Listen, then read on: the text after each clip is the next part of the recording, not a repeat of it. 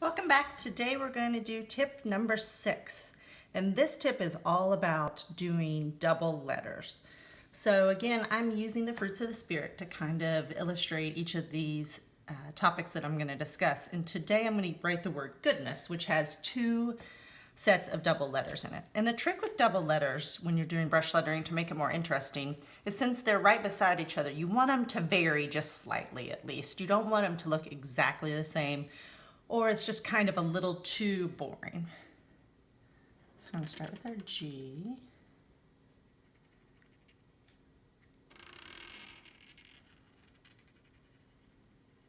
And now we have one O.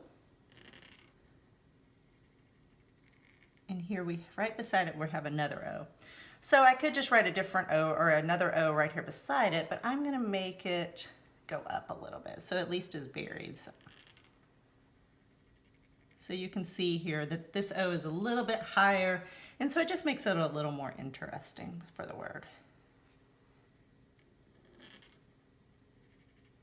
And since this D is up here pretty high with this O, we want to bring that back down. Now, goodness is a good word to use because it has 2 sets of double letters.